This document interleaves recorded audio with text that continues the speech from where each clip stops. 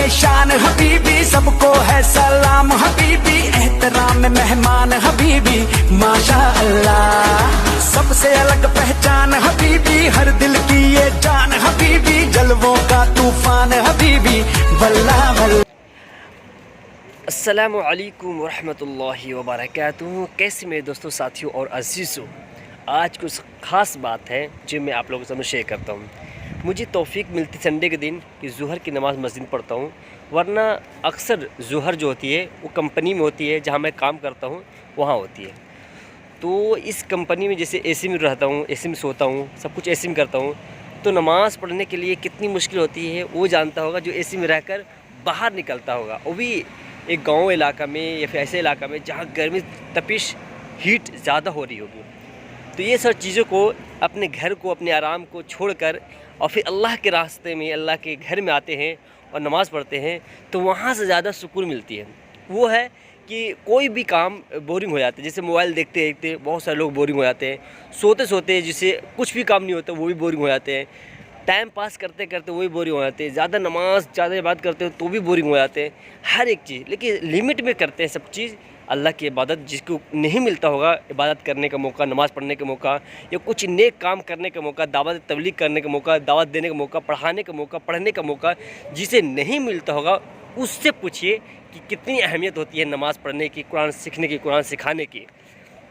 तो अल्लाह ताला के तौफीक से, रहम करम से और अल्लाह ताला के तारीफ़ से मुझे हर एक मौका मिल रहा है, काम करने की भी, सोने की भी, आराम करने की भी, एंजॉय करने की भी, और अल्लाह की घर में आने की भी, इबादत करने की भी, और पढ़ने की भी, पढ़ाने की। अल्लाह की बहुत रहम करम है। जितनी भी शुक्रिया अदा करूँ, जितनी भी शुक्रिया अदा करूँ वो मेरे लिए कम होगा। वो क्यों होगा कम? क्योंकि हर एक चीज़ की लिमिट होती है और हर एक काम आप करेंगे तो आपको खुशी मिलेगी। अगर कोई भी काम सिर्फ इबादत पूरे दिन करेंगे तो लोग से ये तो बस इसका काम कोई काम नहीं है, लेकिन सारे काम अपने टाइम पर करेंगे ना तो फिर हर एक चीज़ दिल में लगेगा कि नहीं भी मैं पढ़ भी रहा हूँ, लोगों को पढ़ा भी रहा हूँ, लोगों को सिखा भी रहा हूँ, लोगों को बता भी रहा हूँ। तो हर एक काम टाइम पर कीजिए, चाहे वो पढ़ने का हो, सीखने का हो, सिखाने का हो, तो टाइम पर करेंगे तो आपको दिल लगेगा हर एक काम करने में। कोई भी एक काम करेंगे आप तो आप बोरिंग हो जाएंगे, आपको करने का दिल नहीं करेगा। तो आज मेरे बताने का मकसद ये है कि मुझे तौफीक अल्लाह ताला ने दी है कि मैं लोगों को सिखाऊं, खुद भी सीखूं, और हर एक को कुछ ना कुछ जो मेरे पास नॉलेज है, जो जानकारी है, मैं लोगों तक पहुंचाऊं। वो मुझे अल्लाह ने तौफीक दी है। बहुत सारे लोग मेरे साथी, मेरे दोस्त ऐसे हैं कि बहुत अच्छे नॉलेज ले रखे हैं, लेकिन वो दूसरों तक नहीं पहुंचाते इस मकसद से कि उनको जानकारी हो जाएगी।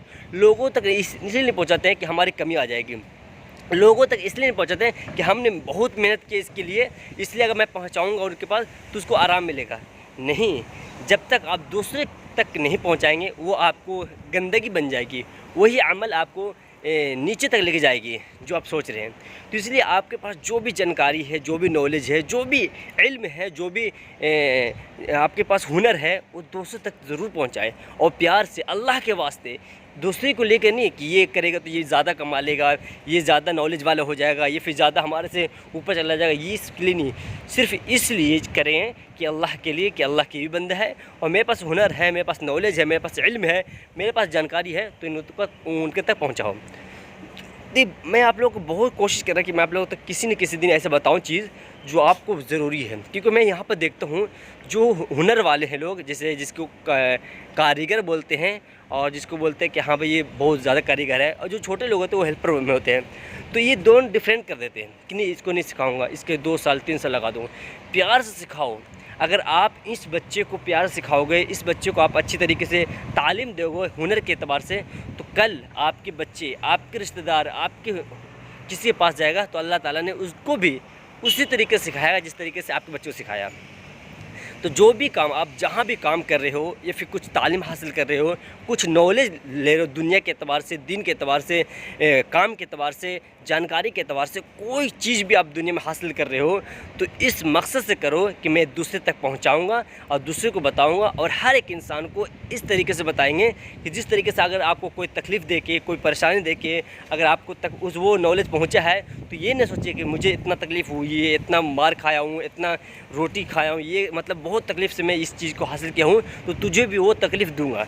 ऐसा कहीं मत करिएगा आप कभी भी, या फिर आपको परेशानी होगी। और ऐसी सोच, गंदगी सोचने वाले की गंदगी के साथ सलूक होता है।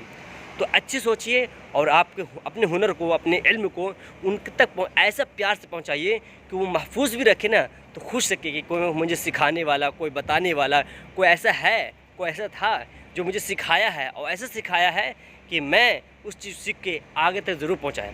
तो आप भी उनको बता दें कि मैं आपको इसलिए सिखा रहा हूँ कि आप लोग आगे तक ज़रूर दूसरे को, एक दूसरे बंदे को ज़रूर पहुँचाएँगे, इसलिए मैं आपको इतने प्यारा सिखा रहा हूँ। ठीक है भाई, मैं बहुत बात कर लिया, 5 मिनट 5.5 मिनट हो गया, 6 मिनट होने वाले हैं।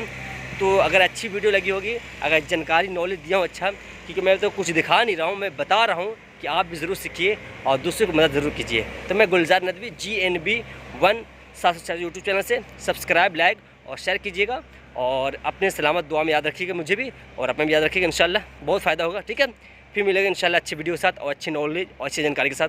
अस्सलाम वालेकुम। उदास फिरते हो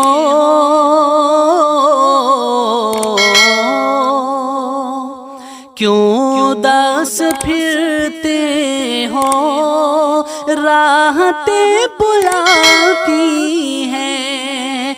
आओ ऐ मुसलमानों, मस्जिदें बुलाती हैं।